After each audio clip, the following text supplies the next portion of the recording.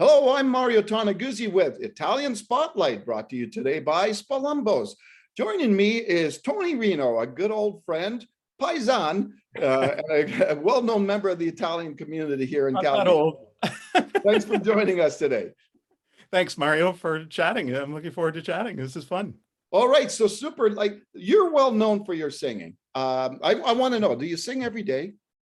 Do I sing? Oh, absolutely. It was really tough during the pandemic. I got to tell you, it was just to wake up and even just belt out a tune was pretty tough, of course, because you're stuck in your office and there's nobody who's listening but yourself. And so you're like, I got to get over myself here. Right. But yeah, I love to. I relish, being alone in like stairwells or elevators because I can just let it go. Right. So it's a lot of fun. But yeah, I try to. Where's the weirdest place you've ever belted out a tune within by yourself? Or I think, well, by myself and thinking I'm by myself, I suppose, are two different things, right? I think it was definitely in a parkade. I got out of the car and, I heard the door slam, and right away I heard the echo, and I was like, "This is great! I'm going to let it go." So I was, "Whoa!" And I sang a song, and it just echoed, reverberated like crazy. And I turned around, and there was a guy like in the distance. He was just kind of frozen. He was watching me. Who is this nutcase? I know. Yeah. Well, yeah. Yeah. It's the story of my life, right? So tell me, well, first of all, let's talk about your passion for singing, and how did that all begin, and where did that start? How did that all begin? Well, you know what? You just reminded me. I'm going to get a prop. Because you're just seeing one corner of my office. I mean, honestly, where it all started was my dad. This is one of the corners in the office where I just kind of put up, a bunch of stuff just because we lived in our offices for so long during COVID, right? And our home offices. So absolutely, my dad. He was an icon in the Italian community for sure. Sang at the old St. Andrew's Church every week, sang at like dozens of weddings and a lot of funerals, hundreds, I'm sure, maybe thousands, honestly. So, as a little boy, I'd be the altar boy and I'd go with him, and he'd sing at weddings, and, I'd make like $5 or something as an honorarium back in the day. But he was just such a good singer, and, he was committed family guy. So, he knew sort of where the bread was buttered kind of thing. And he just did it out of passion and fun to sing. So that was just an incredible influence. My grandfather, dad's dad, was a musician in Italy. He was a band leader. I've got this wicked certificate. I'm named after him. So I've got this wicked certificate from like 1912 or something, where he won a competition. And so it says Antonio Rino on it, which is pretty cool. So it goes back a ways for sure, but also a big one is this guy, right? So I've right. Not Kermit. Yeah. So who is that? No, he's from you remember Warner Brothers. Hello, my baby. Hello, my honey. Hello, my ragtime girl. That's right. He was right. Like he was so good. Like I think I watched that cartoon over and over again. And then Tweety Bird singing Santa Lucia. When we grew up, right? Right. So when we grew up and we knew that Saturday night at 5:00 was Warner Brothers cartoons, on TV. Yeah. We relished that stuff. And I just love the over the top kind of feeling of these guys. So it's funny you asked that, because I have him in this corner of the office along with some Lamborghinis and stuff, right? Yeah, of course, the Italian staples, right? Good Italian boy, yeah. So I'll just pull stuff out as I need it. How's that? One of those big treasure chests with totally. So, but I love it. Right? You always focus, mainly on the opera, right? Right. Why opera? Well, it's over the top. To me, it's when I was in an opera, I think one of the chorus masters said, "Opera is life amplified," right? And I'd never heard it that way before. And I thought, this is really awesome. This is it. This is like big. Yeah. It's like if you go to an opera and a guy, one of the lead characters, tells somebody, tells the leading lady that he loves her, it's not as simple as "I love you." It's "I love you, I love you, I love you, I love you." and it goes on and on for 15 minutes, right? That's You're right. like, okay, I get it. I think he loves her, right? And so that's just an example, but I love that it's the over the top piece. I love that the energy is there, that it's big, you know, and it you know, injects that kind of enthusiasm and emotion that's really powerful. Yeah. Yeah, and I've been totally blessed to be, you know, a chorus member in a couple of operas here with Calgary. There's one behind me, so I have to check it. But it was La Traviata back here. I actually had a small role, which was great to sing, like, you know, a couple of solo lines with these, you know, professional singers who have done it like their whole life, who are just unbelievably talented, as are the people in the chorus who I get to sing with, right? Okay. Quick question. Hmm. Best all-time opera singer besides somebody from the Reno family? Oh, well, I mean, I guess Caruso is like, you know, I think Pavarotti, I think, you know, I mean, Bocelli is like, Yeah. oh man, when I see Bocelli in the Sesame Street thing, you know, when he's doing, when he's singing with, you know, with Elmo, right? And he's doing the time to say goodnight. It's so good, so good. So I don't know.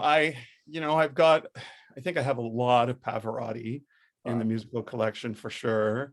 But there's something about Caruso, Mario Lanza too. Like, Yeah. Mario Lanza does the, it just Google Lord's Prayer by Mario Lanza, and it's like, wow, you know, like these guys That were give you the shivers, right? totally does. But you know, Calgary, I mean, Canada has like Ben Hepner, and you know, we have a lot of incredible talents here, as well.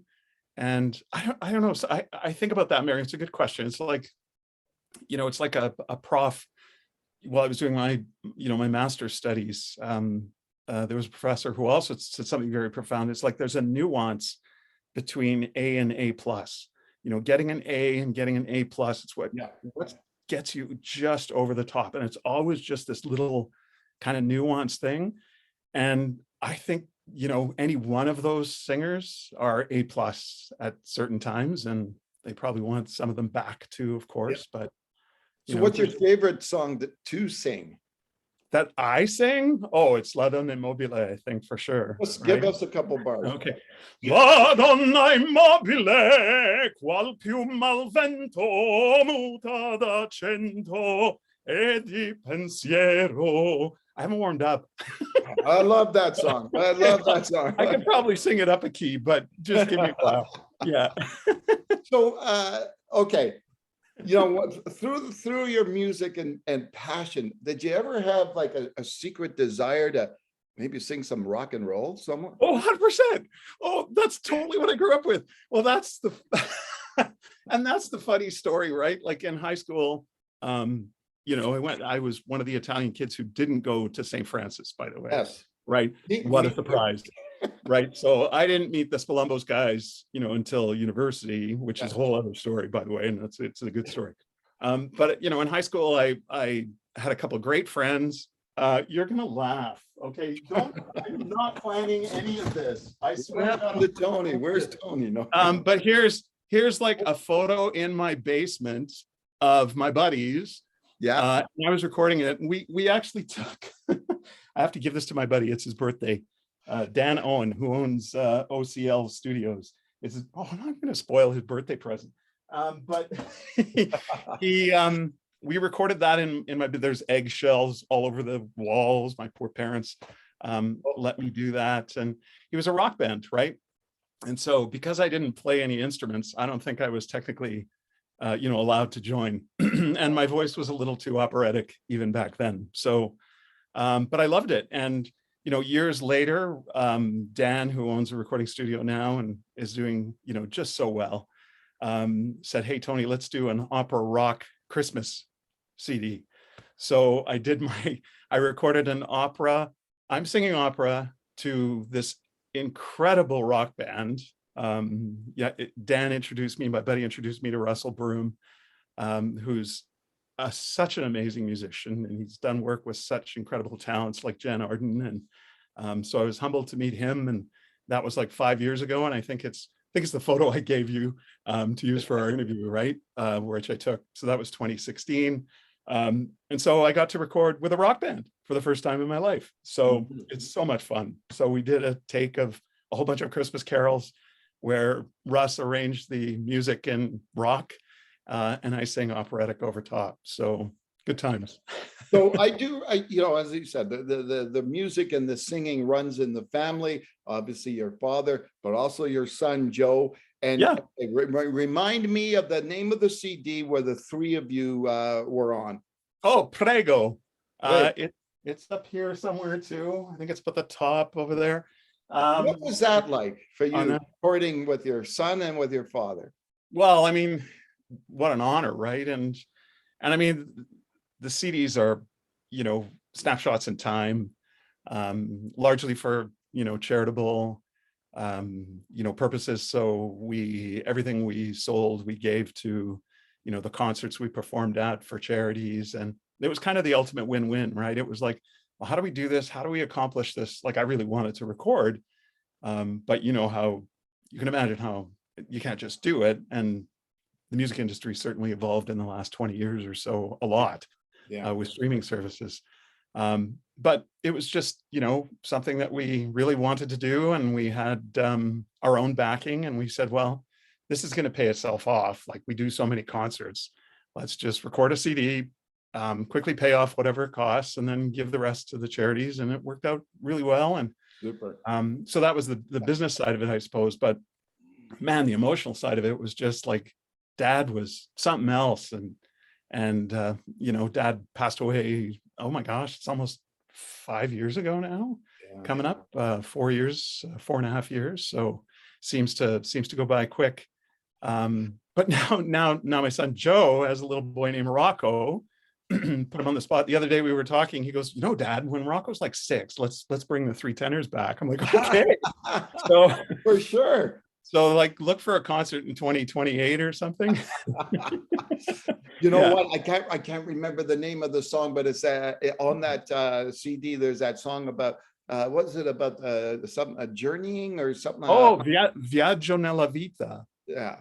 Yeah, Viaggio nella vita is Oh. a beautiful song with Dad that he sang at the Italian church. A priest in Italy actually wrote it, so we reached out to him, made sure we got all the rights, that kind of thing, and we recorded that in kind of a different style, kind of a melodic style for the song. And it's funny because there was a priest who told me when he heard it, you know, because we often sing it at funerals as sort of the last song at a funeral. He goes, you could sing this at a wedding. And I was like, really? And so I listened to it again, and I went, I suppose, but I would probably have a hard time pitching that to the bride and groom when they asked me to sing at their wedding. You know, So you've sang, okay, so you sang at weddings, you've sang at funerals, different Yeah. events out there. One place that many will probably remember you for singing at one venue is the Saddledome, the Yeah. national anthem at the Flames games. Tell me what it was like the first time you walked out onto that ice surface and sang the national anthem. Oh, white knuckle fear, I would say. It was just, you know, because growing up, it was the Flames, and, you know, it was Susan Smith, and, Oh yeah. you know, who was just awesome, you know, and an icon, right? And when she retired. Not to be confused with Kate Smith. Remember her? No, right. But you know what? As powerful a voice, right? Like just so amazing. And then, you know, and Heather, I have to, right after I finished singing, when my term was done, and Heather and I overlapped. She's just like such powerful singers, right? And so again, so lucky to be like just within that mix of, you know, being sort of sandwiched by these two amazing singers. But yeah, I was so scared that first time, and so many good memories. But is there one memorable game that, you know, singing the anthem, and, you know, when the fans are cheering and they're singing and getting goosebumps, like, is there a game that you recall like that? Oh yeah, definitely. It was after 9/11. It was the first preseason game. I don't think it was recorded, It was a preseason game, pretty sure it was against Minnesota. So it was later in September, towards the end of September, first preseason game. And they let me go a cappella, which was like you could probably hear the shake in my voice now, right? I was like, oh, I'm gonna do this, right?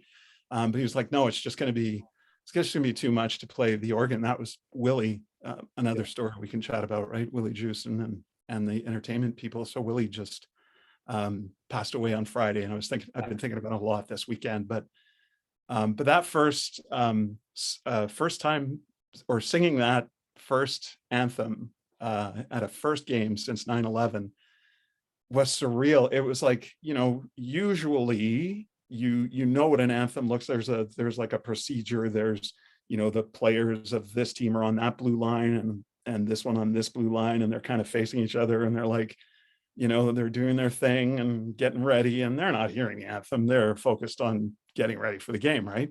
But this one, they all kind of sort of haphazardly, if I can use the word, just skated to the center of the ice, and they were in the big circle, and they were kind of like together, like, the players mixed together. And, they put their sticks down, and he turned on and looked at me, and I had to sing the Star Spangled Banner. And I was like, okay, together, right? So maybe it's a good thing there isn't a recording of it, because I was probably like, oh, say, can't you see? And I was probably really shaking, but it was super emotional, super powerful. And it was those kinds, well, I think that was only a once in a lifetime event, but events like that, world events where, you're even like Remembrance Day games, super emotional, powerful, and what an honor, right? To sing for those events, right? Okay, we're going to move on from music. You had an alternative personality years ago. Oh, I did? Yeah, you did, didn't you? An alternative personality. You mean, was it the Mascot? Yes, the Mascot. Can you tell us about your Mascot experience? Who were you? Okay, well, so this is going back to Tony Spaltini and Tom and the guys. I think the first time I actually met them was in university. So I was at the University of Calgary in the early 80s when the Dinos were just like, in 83, they won that Vanier Cup. And, like, Google Calgary Dinosaurs or Calgary Dinos, UFC Calgary Dinos 1983 Vanier Cup. And then look at the roster, and you'll be like, if you're a CFL fan, or you'll be like, wow, look at all these players who I recognize, names of, like, Mike Shiroska and Spaltinis and I mean, it's just like crazy how many cool names there are there. So I still kind of get a little I don't know, when I meet somebody famous, I'm like, oh my God, this is this person. So that's when I first met Tony, right? And was through my cousin, who also went to Francis. And I met them at the university. And then lo and behold, I'm like, because I'm the guy who would try this, I'm going to be Dexter the dinosaur. I'm going to be the Mascot. I saw it one day. I was like, how do I become the Mascot? And so I said, okay, Tony, you can be our mascot. You have to do a few auditions and stuff. And I did it. And so 1984, Stampede Parade comes along, and they're like, Tony, would you like to march? Would you like to be in the Stampede Parade with the Dinos? They're going to bring the Vanier Cup. Oh, yeah. And they're going to march. It's like 1984, right? The beginning of the next season. I was like, yes, I do want to be with them, right? So Tony thinking I'm going to be on a float waving. No, I had to march the whole parade in this 30-pound mascot suit. And the guys were carrying the cup. And I was like, wow, what am I doing? So we marched the whole parade. It was like, I don't know, 35 degrees. We get to the end and there's no water. They just have beer in coolers. Yeah. So I think I was like 1, 2, 6, 10. I don't know how many beer I had. And I was horribly sick. I don't think I've ever drank beer since. Anybody who knows me, I've like, that was the lesson. But you know what? It was such a cool opportunity to be with those guys and meet them. Anyway, yeah. So I did Dexter the Dinosaur for a while, and then also did Troy the Trojan for SAIT. Oh, yes. When I went to SAIT. And what was that? Like, what Was it Oh, like an actual Trojan warrior? Or? you would think I would have a picture of him somewhere here, but he's tucked away somewhere. Yeah, he was like this. He was like this gladiator, and at least he had a fan in his head, which was really. Oh, I'm giving away way too much about Mascot life, but it was great because SAIT had. They were known for their basketball. Oh yeah, they were so good in the '80s and '90s, even now. And so, but they were different colors back then. They're not red and white like they are today. So it was fun. Let's talk about a little bit about being Italian in the little time we have left here. So, what part of Italy is your family from?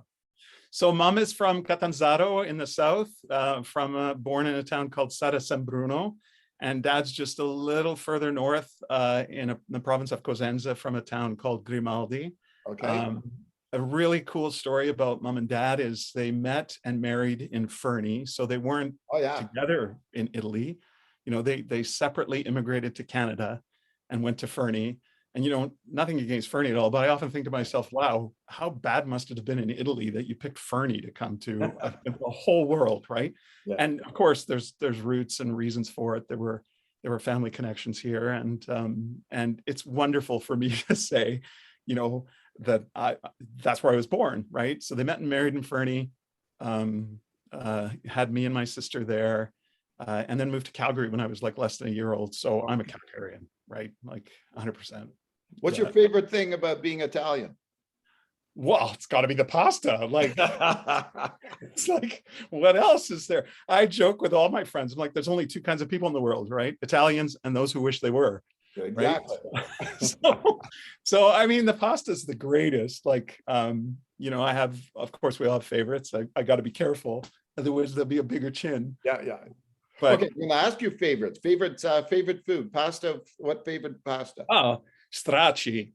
Oh, you know, beautiful. Stracci are the bomb. And ever since what do you want in stracci?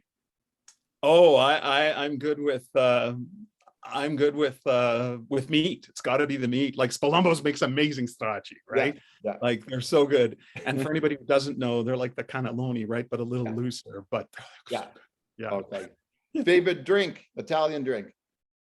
Well, here I am telling you that I don't drink up my dad's red wine and my father-in-law's red wine were just so good. I remember at our wedding, my friends would get, no offense, but we're going to drink your father-in-law's wine first and then your dad's. I was like, yeah, I understand that compliment.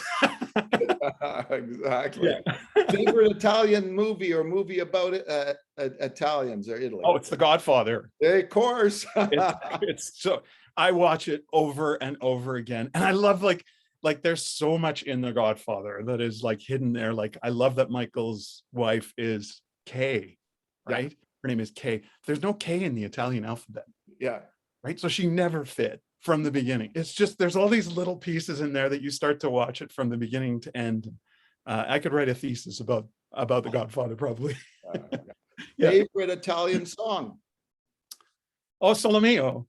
Oh, man. Che bella cosa, una giornata sole. Absolutely. Totally. All right. Now you mentioned, this is kind of funny, because you mentioned Francis, and here's the funny thing, right? Because I get that all the time as well. I'm from Ottawa, right? So went to St. Pius X High School in Ottawa, right? But everybody assumes I went to Francis. You didn't play football, obviously? No, I tried out. I remember. This is a true story. I tried out for like 3 days, and I think the coach really got upset at me because I was like, "What time is rehearsal?" He goes, "It's not choir. This is not choir. It's practice." I was like, "Oh, rehearse." So I love. You went to Carroll, right? I went to Carroll. Yeah. Why there? Why not Francis? I mean, we were close there. My father was the caretaker at Carroll for 25 years. We joke that it took him 25 years to finish Bishop Carroll, which is kind of close to what some students currently take. But yeah, it's close to home, and I loved it. I wouldn't change high school, ever. It was the greatest experience for me. So it was great. Yeah. Couple of quick questions, Sure. Tony. People, okay, what do you do outside of Right. all this other stuff, right? Like, what do you do for, Yeah. for a living? So I'm very passionate about communications. I work in the oil and gas sector. I've been in oil and gas communications now, and social media communications, strategic social media, I call it, not just the marketing side, but the communication side. Yeah. So I've done that for almost 15 years. And before that, I did web development. And before that, I was really blessed to work at what is now Global TV. So I was at 2 and 7 TV for, I think that's where we first met, Mario. Yes. When I was at 2 and 7 TV as a floor director in the, I stopped there in the 90s. But yeah, communications is a big deal to me. I just finished my master's over here in communications. What did you write about? So my thesis was on public perceptions of sustainability or ESG reporting in the oil and gas sector. And it was just fascinating to learn and get into the heads of people and understand and think about what they think about. Because, we're in Calgary, I'm in Alberta. Of course, I have this, bedrock foundation of what I think about the oil and gas industry. Yeah. Yeah. But what do Canadians think? What do people outside of the industry think? And so oh man, it was so cool. I could go on and on. It's a bit geeky, but got the opportunity to create a research project around that. And it was so fun. Yeah. So Okay, fun. I got to go back. Thinking of another question. Favorite Spalumbo's food? Oh, it's the special, the Spalumbo special. Like, do you know what the best part about COVID was? I could go to Co-op and I could get a Spalumbo special, and it was delivered there for like I would be the guy waiting for the truck to come at 10 o'clock in the morning so I could get a fresh Spalumbo sub, right? Because it's delivered right there. You don't have to pay Uber or anything. You just go right there and buy it. So absolutely, it's the special, I think. So yeah. I'm gonna get one now. Yeah, it reminds me somewhere to go today. Yeah. So when you look at growing up and over the years, what do you think the key lessons you learned from your parents? Yeah, that's a good one. I think about my dad and, where we are in social media, and it's this standoff of conversation, and, discussion. The word discussion is a difficult thing to have nowadays. I think it's just my opinion, your opinion, right? And yeah. I think Dad had something really cool to say about, his grandpa, who said, you can chat with somebody and you can listen to them and, give them a chance. But if you don't agree with them, you don't have to, get upset. You can just move on, and I think there's a lesson in that. I think everybody seems to want to have the last word, right? On these crazy debates that you see on social media. Yeah. So I think there's okay, you had your say. I don't have to listen. I don't know. I really have to work that out. It's fascinating to me. It really is. And just understanding, those folks who are quiet, who don't say anything in the middle. Yeah. It makes me think about that where you hear them is on election day, if they actually choose to show up. That's the kind of the poll that matters. But yeah, it's, they were just so kind. Mom and Dad are, I'm so blessed. Like, they just have this graciousness about them, gracefulness and graciousness, right? Is how you operate. And kind and gracious has been kind of the mantra for me and my sister, and, for that matter, my cousins and everybody. I think we're, all the way up the chain. I think we're pretty blessed with good roots.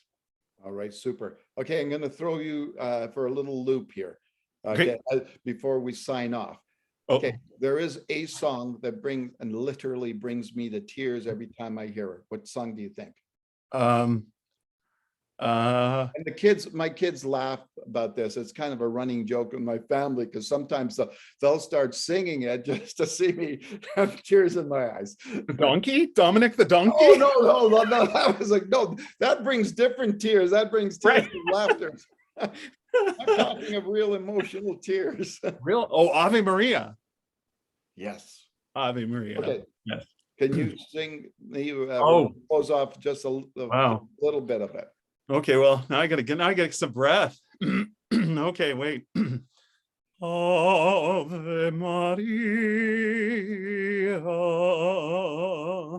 gratia plena. Is that good? Yeah, you got me crying now. I did not. Did I? Yeah, it is. They're I not gotta hug you, scared. brother. I told you they does it all the time to me. I don't know why. Okay, and now this is where I'm going to throw you for a loop. Okay. I've asked my wife. Yes. Okay. At Yeah. my funeral, I want you there to sing Ave Maria. Okay, I listen, don't know if the kids would be laughing or crying when they hear that. Mario, I've got like, I think I'm in people's wills because like hundreds of funerals I think I've sung at, and dad too. And I'm like, it's so hard. Like I'm emotional too. And it's a hard thing to stand in front of people and sing that song. I'm like, put me back in like at St. Mary's, like stick me on the balcony. Then I can't see anybody's faces. And, I mean, it's not a performance, right? And that's the part that I have a hard time with. Is like, I'm not performing this song. I'm saying a prayer. Like and Mario, this isn't going to happen for like a long time, right? Like 55 years for me for this, right? And then I won't be able to sing, so I can't do it anyway. But honestly, that's the thing that I love about, getting back to opera and big performances, right? Is that it's over the top and it's a performance. And so I don't get as nervous, but when it's actually not supposed to be a performance and it's a tribute, right? And like you're in church and that's tough, right? Like that's like, oh wow, I gotta think about this person, and I can't look at that family. So yeah, anyway. Yeah. All right. Well, Tony, it was great chatting with you again, and appreciate you coming on. Thanks, Mario. What an honor. And thanks, Tony and this Columbus crew. Yeah, I'm going to go get a special right now. All right. That was Tony Rino, a well-known member of the Italian community here in Calgary. This is Italian Spotlight with Mario Toneguzzi, brought to you today by Spalumbos. Thanks for joining us. Bye-bye. Ciao, Mario.